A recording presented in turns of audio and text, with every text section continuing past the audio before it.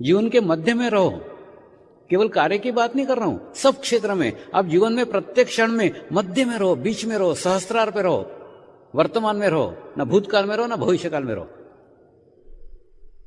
अगर ऐसे बीच में रहना आप सीख गए तो आप देखो आपके जीवन के सारे टेंशन ही समाप्त हो जाएंगे।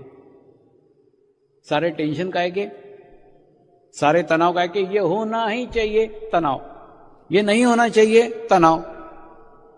अगर तुम बीच में हो, होगा तो भी ठीक है, नहीं होगा तो ठीक है, सारा टेंशन ही खत्म हो गया, सारा तनाव ही खत्म हो गया। कई तनाव कई टेंशन हमने ही निर्माण किए हुए हैं कोने पकड़ करके। तो कोना पकड़ने की आदत छोड़ दो, बीच में आओ, मध्य में आओ। और मध्य में आओगे तो कभी कोई तकलीफ नहीं होगी, कभी कोई परेशानी नहीं होगी, होगा तो भी ठीक, नहीं होगा तो भी ठीक। कई बार साधक चिट्ठियां भेजते हैं,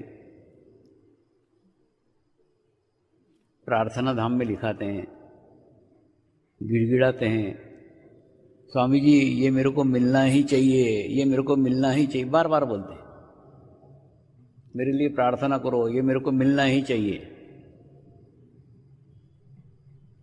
और मेरी स्थिति तो वो माँ जैसी हो जाती है। फिर जैसे आपने देखा होगा ना, पहले छोटे छोटे पत्थरों के खिलौने आते थे, छोटे बच्चों के खिलौने भी पत्थरे के। तो माँ जब किसी अपने बच्चे को किसी पत्थरे के खिलौने से खेलते हुए देखती थी तो तुरंत उसके हाथ में से पत्थरे का खिलौना छीन लेती थी।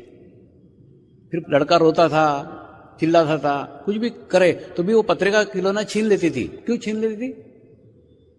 माँ को मालूम था कि ये पत्थरे के खिलौने से मेरे बच्चे का ओठ कट जाएगा, उसमें से खून निकल सकता है, परेशानी हो सकती है, तकलीफ हो सकती है।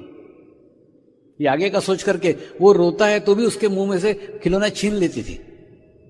इसी प्रकार कई बार मुझे भी दिखता है कि अगर इसको प्राप्त हो गया, ये अगर हो गया तो इसको नुकसान होगा, इसको तकलीफ होगी। जब ऐसा दिखता है तो मैं भी वो खिलौना छीन लेता हूं ताकि बच्चे का ओठ न कट सके, बच्चे को तकलीफ ना हो सके। इसीलिए मैं कहता हूं पूर्ण समर्पित हो जाओ ना। अपनी इच्छाएं, अपनी आकांक्षाएं उसके साथ बांधो मत, ऐसा ही होना चाहिए, ऐसा कुछ मत करो। आप छोड़ दो, स्वामी जी आपके इच्छा अनुसार हो तो भी ठीक है, नहीं हो तो भी ठीक है, दोनों में खुश, दोनों में प्रसन्न।